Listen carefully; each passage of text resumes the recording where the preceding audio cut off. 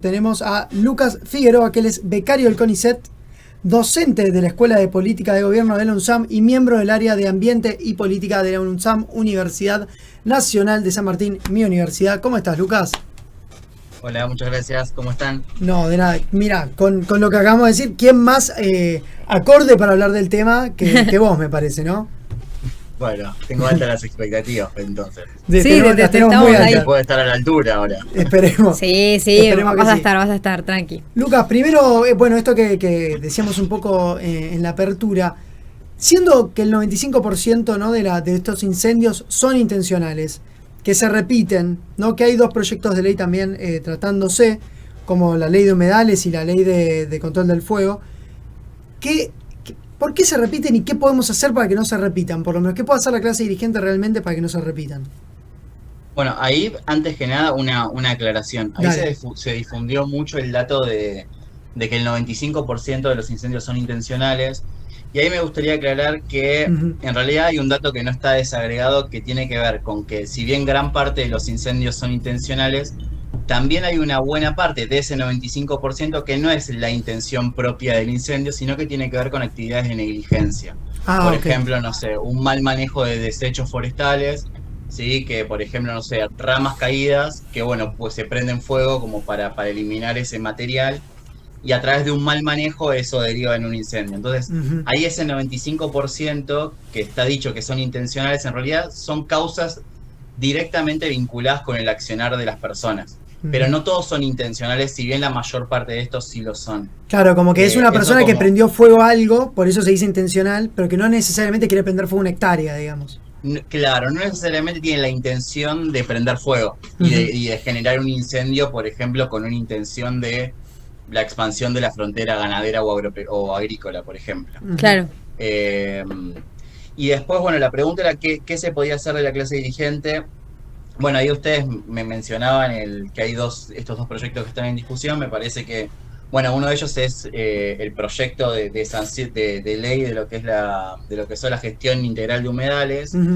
Creo que ese sería un proyecto que ya es necesario, y creo que el Congreso ya debería legislar de manera urgente sobre los humedales. Y en principio porque, digamos, un proyecto de ley de humedales lo que podría permitir es generar un ordenamiento de cuáles son las actividades que pueden y no hacerse dentro de lo que es el ecosistema de humedales. Cosa que hoy no existe. Entonces el manejo de humedales queda librado a la persona que tenga intención de hacer algo. Por ejemplo, bueno, viene alguien, prende fuego y no hay ningún problema porque no hay nada que lo legisla. O sea, esa persona no tiene ninguna coincidencia, ninguna consecuencia, penal ni nada, ni económica. Hoy en día no. Bueno, puede ser penalizado sí por la ley de manejo de fuego, por ejemplo, que es una ley que, si no me equivoco, es del 2011. Pero no hay nada que vaya más allá y que regule de una manera integral lo que es el ecosistema. Entonces no hay grandes consecuencias para una persona que prende un fuego en esos ecosistemas porque no hay nada legislado y no hay nada después que le pueda caer, digamos. Claro, diferencia... Sí. No, perdón, primero que estás diciendo... No, a diferencia, perdón, te completo con esto. A diferencia de lo que sí pasa con bosques nativos, por ejemplo. Nosotros tenemos una ley nacional de bosques nativos que es del 2007, y una de las cosas que regula justamente es qué es lo que pasa post incendio, ¿sí? La ley dice claramente que en los lugares en donde se prendieron fuego y en donde previamente había bosques nativos, esas zonas no pueden ser intervenidas por ningún tipo de actividad, sino que tiene que garantizarse lo que es un proceso de restauración de esos bosques en esas zonas particulares que fue incendiada. Sí. Sí, yo justamente te quería preguntar por la ley de bosques actual, que sé que hay una intención como de modificarla, y que justamente esta modificación tiene como 3 grandes puntos, ¿no? El tema de que la deforestación sea incluido como un delito penal, el tema de la distribución de fondos a través de la coparticipación, y por otro lado, esta cosa de eliminar la categoría verde, por decirlo de alguna manera. ¿Se puede? O sea, primero quería como que si puedes explicar un poco qué sería esta categoría verde, y porque esas dos cosas me parece que se entienden más. Y por otro lado, digo, ¿es cuestión de modificar las leyes que hay o el problema es la implementación de las leyes? Porque podemos modificarlas un montón, pero si después no las implementamos es como que es todo burocracia en vano, ¿no? Bueno, ahí la ley de bosques, como les mencionaba, se había sancionado en 2007. Piensen en ese momento en donde en Argentina estábamos viviendo lo que se conoció como el boom de la soja, donde los precios internacionales, principalmente de la soja, estaban muy altos, entonces había una presión muy fuerte por expandir, digamos, lo que era la producción sojera, también de trigo, que bueno, eso vino un poco después, y todo a merced del avance de los bosques nativos, ¿sí? Principalmente en las provincias del norte. En 2007, bueno, se sanciona la ley, y entre otras cosas, lo que dice esta ley, que fue una ley muy, digamos, muy festejada por organizaciones, por expertos en el tema de bosques. Una de las cosas que decía, bueno, hay que ordenar a los bosques nativos. Cada provincia tiene que ordenar a los bosques nativos en 3 categorías. 2 en las que no se puede desmontar, en donde, digamos, la estructura de los que son los bosques nativos tienen que mantenerse. Y otra categoría, que es justamente la que mencionabas, que es la categoría verde, que son, digamos, la ley pone que son bosques de bajo valor de conservación, teniendo en cuenta toda una serie de criterios que la ley previamente establecía para hacer esos ordenamientos.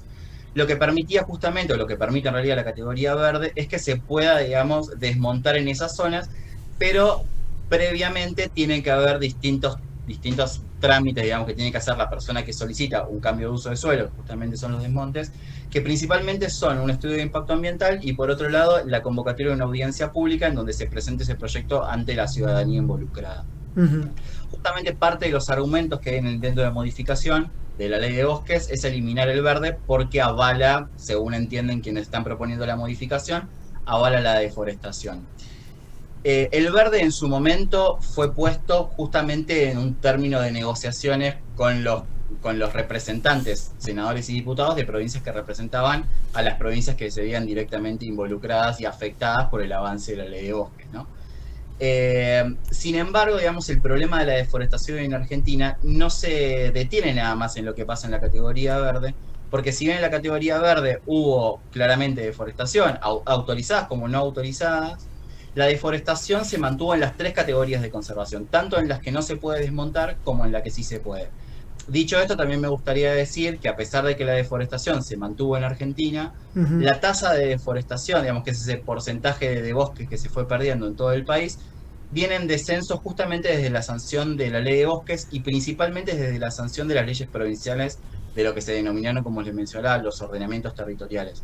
Entonces, en ese caso yo creo que la ley de bosques en cierto punto tiene aspectos, para mí y a mi entender, sumamente positivos, como esto de la reducción de la tasa de deforestación, y también algunos efectos como indirectos que tuvo, digamos, la propia gestión de los bosques a través de la constitución de un fondo que también me lo mencionaban, que fue incrementar, por ejemplo, las estructuras burocráticas, o sea, las agencias del Estado que tienen que controlar que no se deforeste, por ejemplo. Claro, o sea que en realidad perdón, para aclarar, quiere decir que si se implementan leyes que están correctamente bien legisladas, por ahí, como decís vos, que por ahí la ley de bosques, entiendo, o corregime si estoy mal, que es como un ejemplo por ahí para tener en cuenta, para aplicar en otros ambientes, como en los humedales o otros ambientes también, ecosistemas que tengamos acá en la Argentina.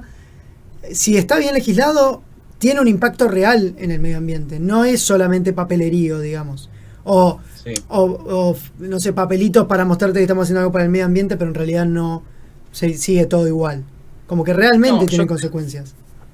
Sí, yo creo que la ley de bosques particularmente tuvo efectos positivos, como les mencionaba, y creo que en términos de cómo gestionamos los recursos del Estado, principalmente, bueno, el Ministerio de Ambiente de Nación en este caso, que está muy involucrado en un proceso de modificación de la ley, creo que se podrían destinar positivamente esos recursos que se están utilizando para la modificación de la ley de bosques, para poner esfuerzos en modificar y gestionar de una manera más positiva lo que es la implementación de esa ley, que como les mencionaba es sumamente reconocida por gran parte de los sectores ambientalistas. De hecho, hay posturas muy fuertes por parte de organizaciones que abiertamente se manifestaron en contra de un proceso de modificación y que se manifestaron a favor de continuar con la implementación de la ley de bosques. Claro. Hay un tema también en la implementación que tiene que ver con el tema del presupuesto, ¿no? Porque tiene un presupuesto asignado para la ley y, por lo que estuve investigando, solo se le asigna el 5% de lo que debería. Entonces, como que vuelvo al mismo foco. Es un tema de... Entonces, no es un tema de legislar nuevo, porque, por ejemplo, ahora el Frente de Todos presentó un nuevo proyecto. Ahora, ¿para qué? Digo, el proyecto puede estar bárbaro, pero si no hay plata para el monitoreo, es como que en definitiva estamos avanzando en papeles, pero no en hechos, ¿no? Sí, ahí se dan mensajes bastante contradictorios, claramente es lo que vos decís. Y esto es un problema estructural que tuvo la ley de bosques desde que se sancionó. Históricamente y en promedio lo que se destinó a lo que es el Fondo Nacional de Bosques, que se reparte a las provincias, no pasó más de aproximadamente el 4%, 5%, y de hecho lo que está puesto en el presupuesto para el año que viene es un 4,5%. O sea, claramente hay un mensaje que sigue manteniéndose de que la implementación de la ley de bosques va a continuar desfinanciada, lo que es un problema justamente para la propia implementación. Entonces sí, por eso decía, creo que es necesario destinar fondos a mejorar la implementación de la ley y entre otras cosas aumentar esos fondos que van destinados a las provincias. Por un lado, a los productores para que tengan un incentivo para no deforestar, y por otro lado, para las autoridades provinciales para que mejoren, digamos, sus estructuras, ya sea camionetas, ya sea equipos, ya sea computadoras, para hacer monitoreos y aplicar sanciones efectivas que puedan tener algún impacto en lo que es la reducción de la deforestación. Sí, justamente recién hablabas de las penas efectivas. También se estaba como hablando un poco de poner fin a la especulación inmobiliaria, esto de, bueno, prendo fuego, pero después sí, voy a tener una pena monetaria, pero con lo que voy a ganar con hacer un country, por ejemplo, con un country o un shopping o lo que fuere. Ahora, este proyecto que está circulando, ¿qué propone y qué significaría que se pueda implementar? ¿Es viable que se termine convirtiendo en ley? ¿El proyecto de modificación de la ley de bosques o el que pretende poner fuego? El que pretende poner fin a lo que es la especulación inmobiliaria. Bien, bueno, ahí pueden entrar los dos. Porque por un lado vos mencionabas anteriormente el tema del régimen penal que propone la modificación de la ley de bosques, que estoy de acuerdo en eso. Me parece que hay que aumentar, digamos, las penas y que claramente con multas no alcanza porque entran en lo que es el cálculo económico de claro, es como, bueno, tengo este costo explotando. para esta beneficio previsión. Yo creo que sí. Bueno, hoy en día Cabandier insiste mucho en que la justicia actúe con quienes están incendiando. Y por otro lado está la ley el proyecto de modificación de la ley de manejo de fuego, que entre otras cosas lo que propone es que las zonas que fueron incendiadas no puedan, digamos, establecerse ningún tipo de manejo de acá a 60 años, que me parece que, en principio me parece que es una buena iniciativa. Dicho esto, y principalmente para los ecosistemas que aún no están regulados, como por ejemplo los humedales. Perfecto. Lucas, tengo una pregunta justo que recién mencionaste al ministro Cabandier, y lo estuve viendo en varias entrevistas, que él dice eso, ¿no? Pide el accionar de la justicia y dice, bueno, desde el Ministerio de Ambiente no tenemos por ahí esta potestad de policía, que no pueden detener a nadie porque no está para eso el ministerio. Te pregunto realmente, y desde la ignorancia, digo, ¿para qué que ellos deberían estar regulando todo esto, pero obviamente como está desfinanciado no llegan? ¿Cuál puede ser la explicación del rol, o cuál sería el rol del ministerio en todo esto?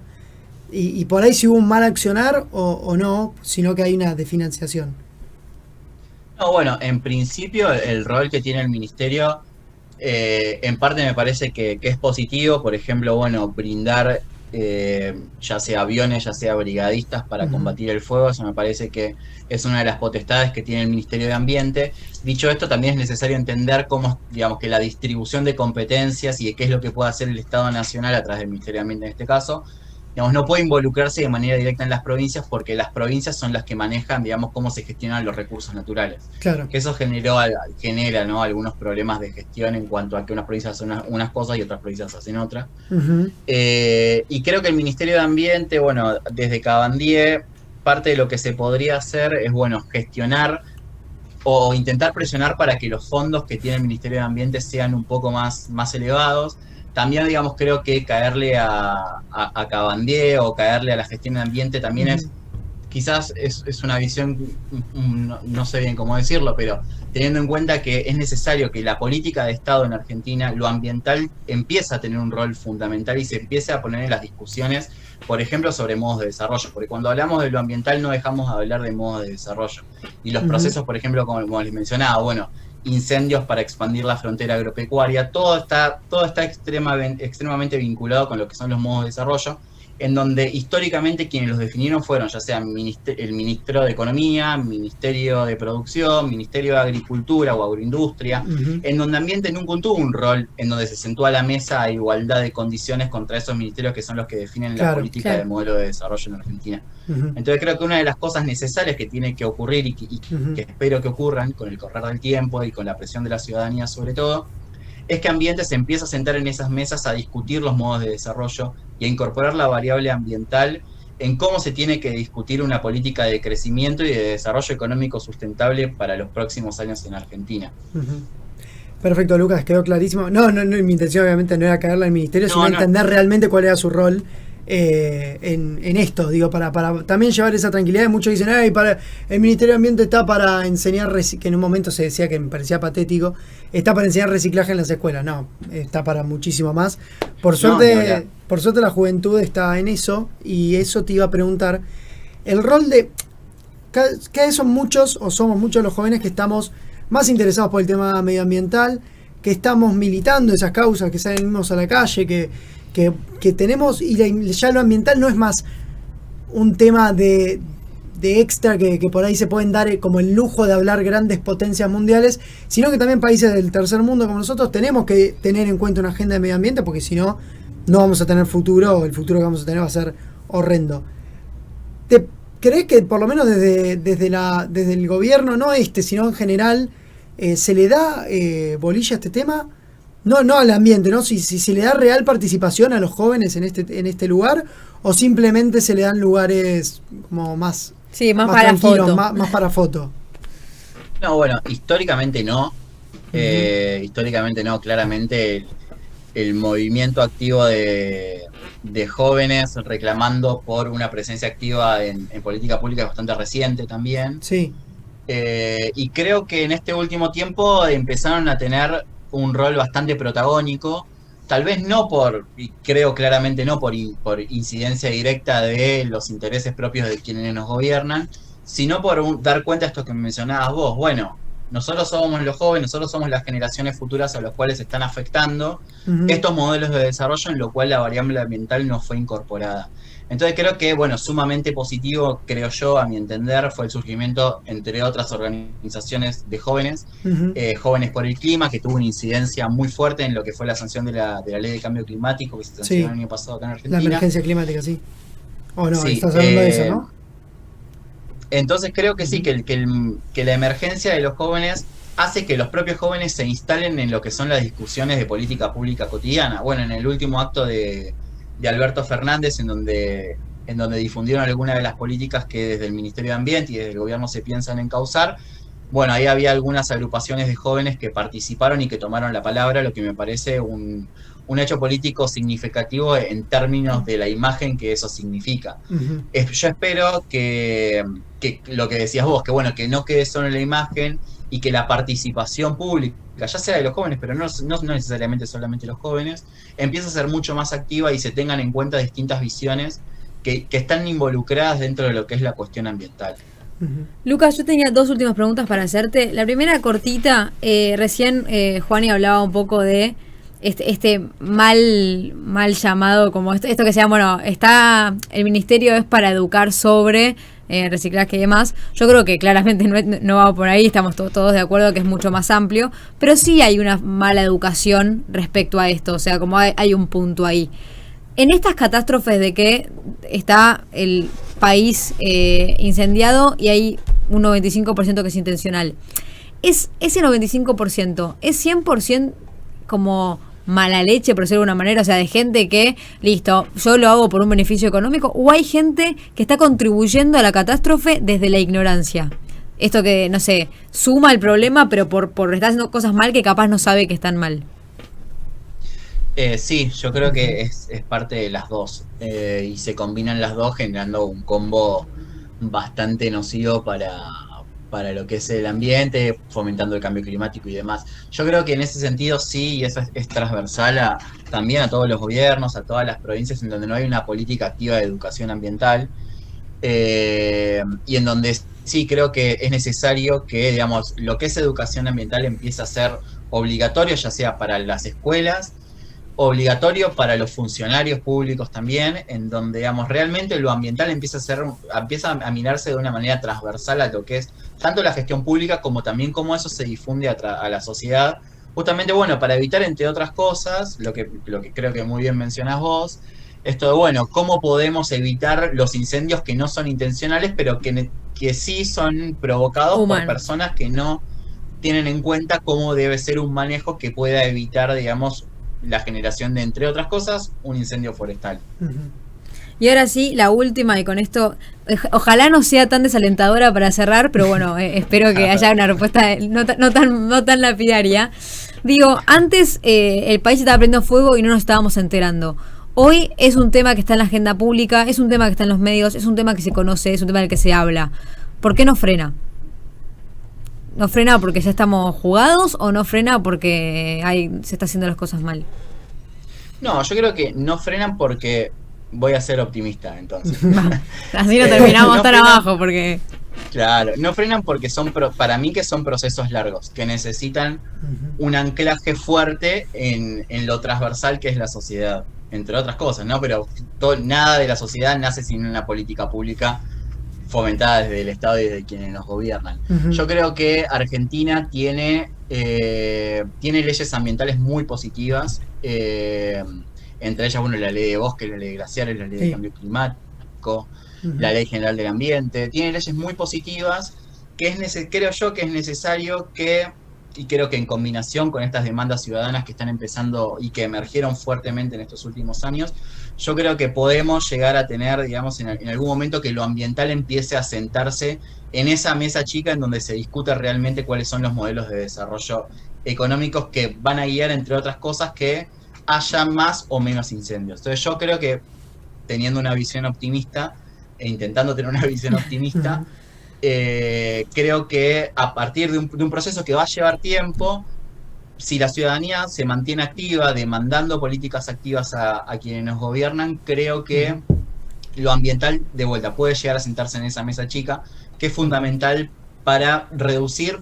entre otras cosas, los incendios forestales, para reducir las sequías extremas que estamos viviendo, para reducir las inundaciones.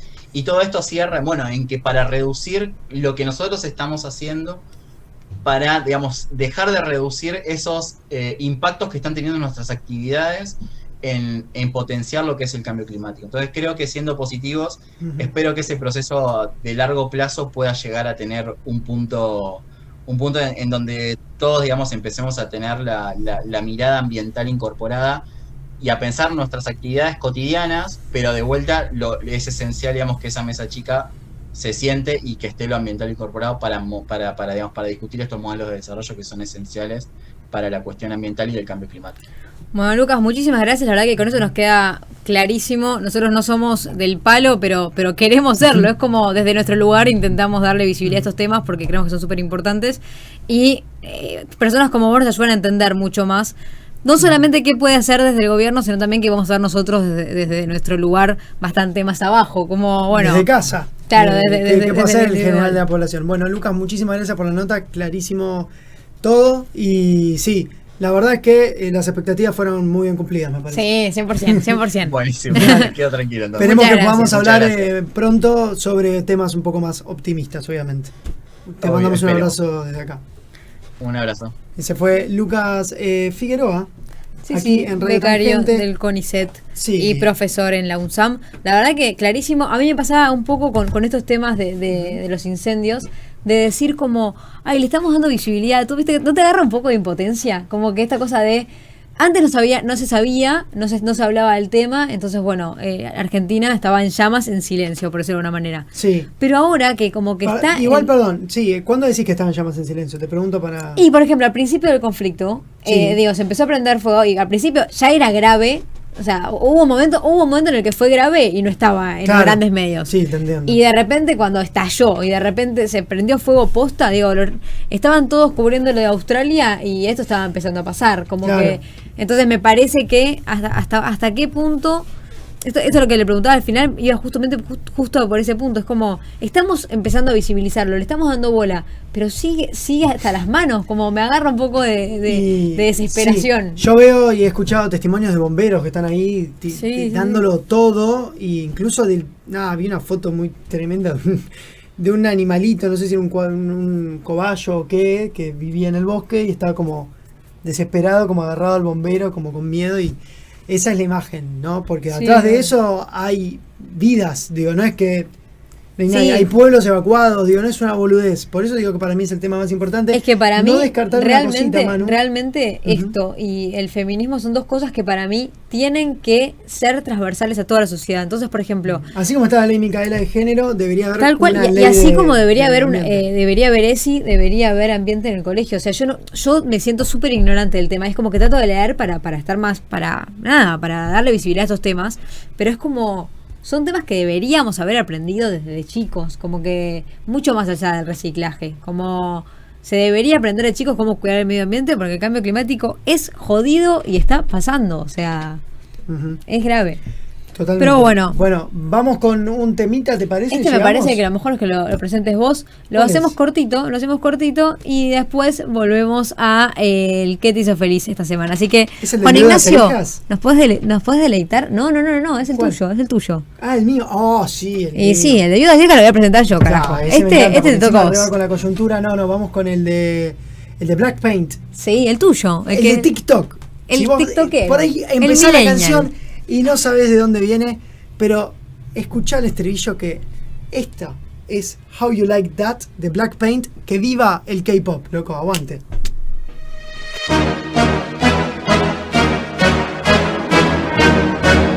Blackpink in your area. 보란 듯이 무너졌어.